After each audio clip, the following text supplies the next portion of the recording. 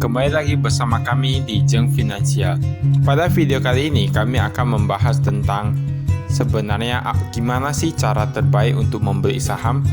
Baiklah, sebelum memulai video kami, jangan lupa untuk subscribe channel kami dan like video ini. Terima kasih. Kita mulai saja. Cara terbaik untuk membeli saham.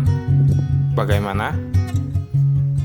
Ada yang mengatakan bahwa kita membeli saham yang sedang lagi naik daun ataupun sedang lagi booming, jadi kita beli karena biasanya saham yang booming itu harganya akan terus naik, dan kita ketika harganya sudah naik di saat ataupun titik tertentu kita boleh menjualnya.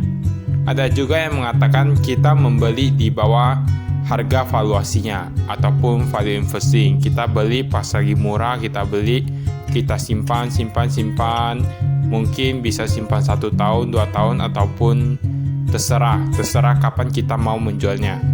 Ataupun ada juga yang mengatakan bahwa cara terbaik untuk membeli saham itu yaitu dengan teknik copet, yaitu kita beli, tunggu ketika harganya naik tambah 2 atau tambah 5 atau tambah 10 langsung kita jual.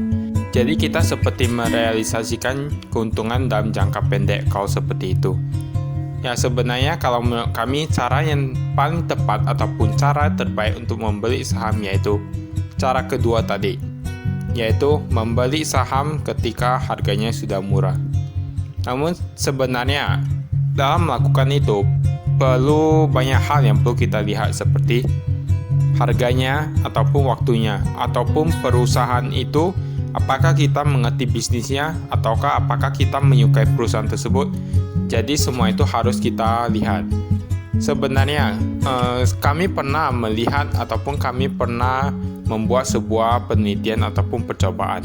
Apakah dengan menggunakan teknik seperti trading ataupun teknik seperti investasi, manakah yang lebih baik?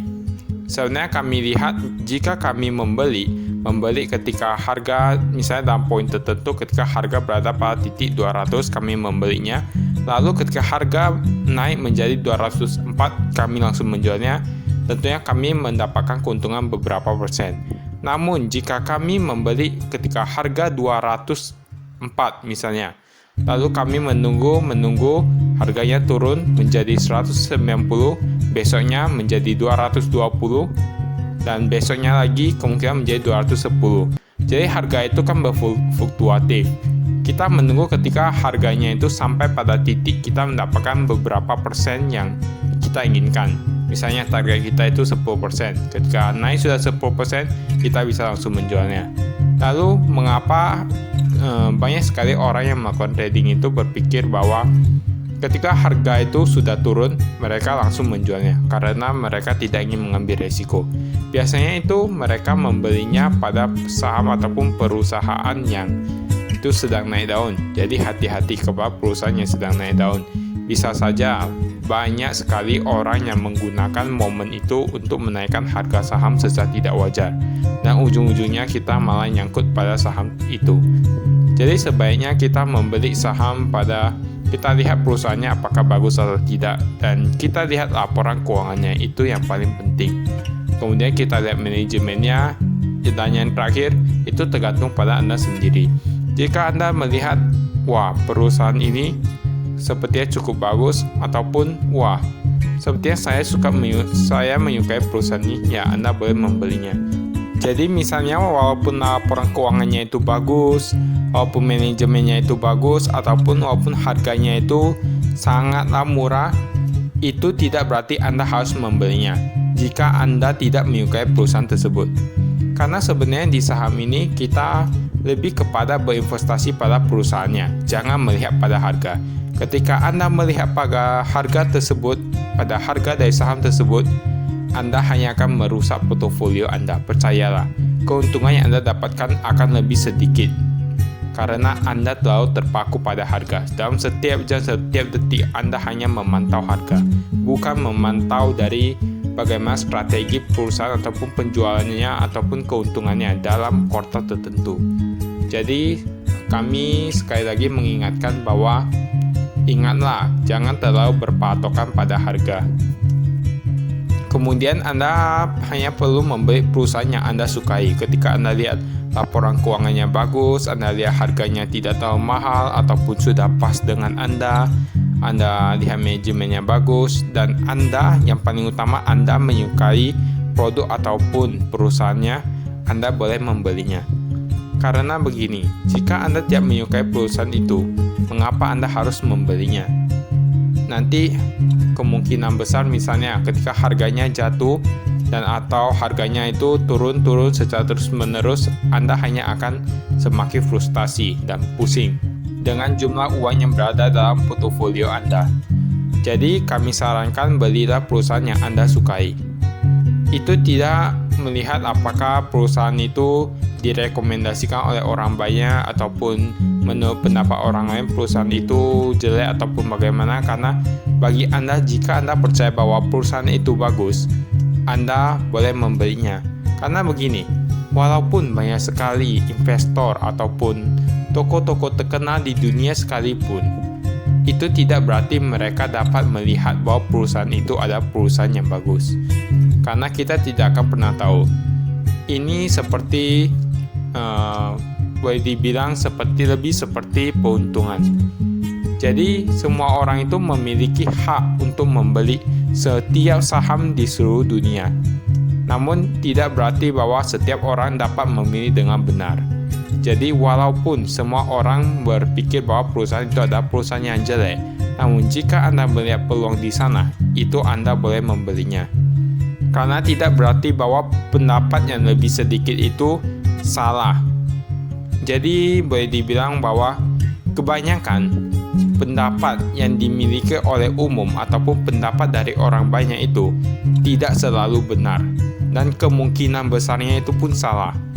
Jadi utamakanlah pendapat Anda sendiri, pendapat Anda tentang saham yang Anda beli, karena itu ada uang Anda.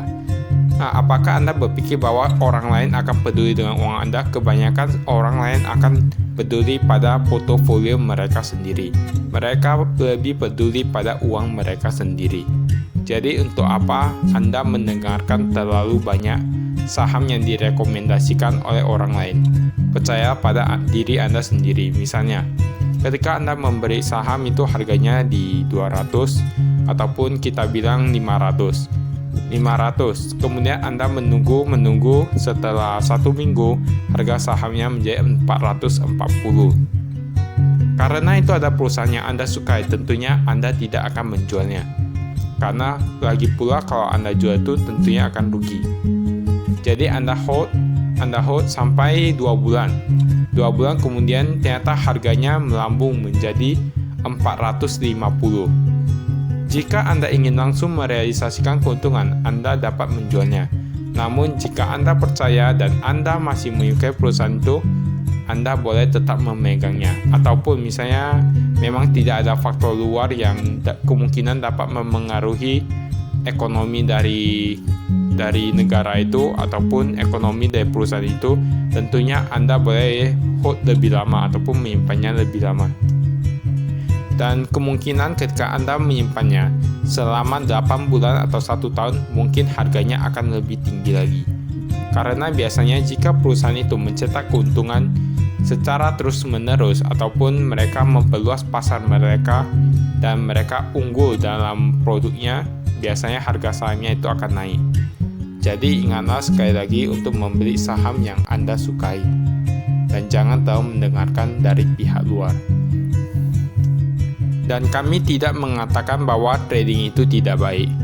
Namun, kebanyakan kalau kita lihat dari investor sukses di dunia itu, kebanyakan menggunakan teknik, kalau tidak value investing itu, memakai teknik growth investing. Jadi ada satu lagi itu growth investing. Dan kami sudah pernah bahas dalam video kami sebelumnya, yaitu value investing versus growth investing.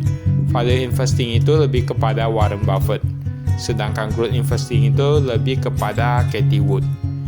Ya tentunya manakah yang menjadi idola Anda boleh memilih cara mereka berinvestasi.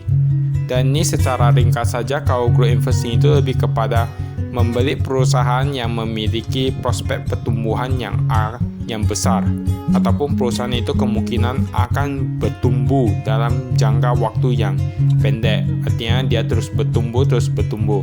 Sedangkan value investing itu lebih kepada membeli perusahaan ketika dia itu salah harga. Ya, seperti Bapak Loh Keng Hong yang dikatakan sebagai Bapak Warren Buffett Indonesia. Ya, seperti itu, membeli saham ketika salah harga. Namun tentunya kita tidak bisa mengetahui apakah harga saham itu memang salah harga atau tidak. Karena walaupun kita mengetahui PE ratio ataupun price book value, tentunya kita tidak bisa menggunakan itu sebagai indikator yang pasti. Karena itu tidaklah 100% dapat menentukan apakah perusahaan itu murah ataupun tidak. Karena penjualan ataupun ekonomi perusahaan itu kita tidak akan pernah tahu. Misalnya, dulunya itu telepon sangatlah banyak digunakan, ataupun dulunya itu koran merupakan bisnis yang bagus. Namun kita lihat seiring perkembangan zaman, tentunya produk itu menjadi lebih berkurang peminatnya, ataupun lebih mulai digantikan oleh produk yang lebih maju dan yang lain sebagainya.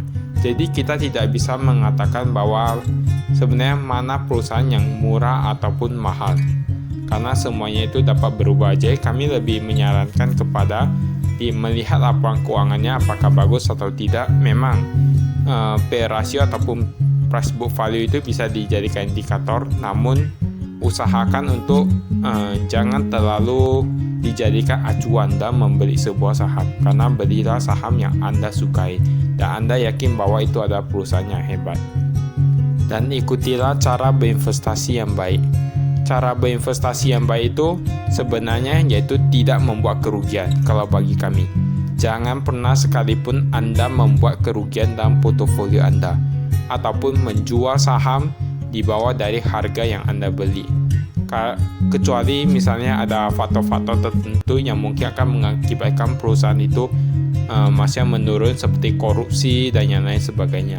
Karena itu kan memang tidak bisa kita pastikan.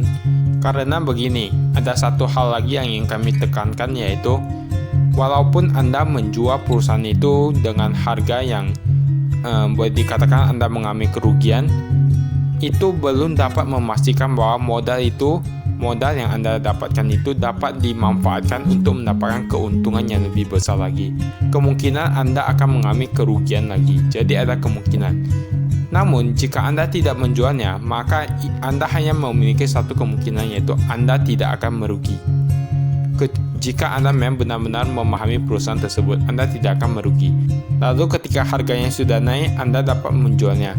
Ataupun ketika harganya belum naik, Anda dapat mengholdnya ataupun menahannya dan tidak menjualnya, karena biasanya itu akan selalu ada dividen ataupun yang lain sebagainya, ataupun ada momen-momen tertentu yang menyebabkan kenaikan harga saham.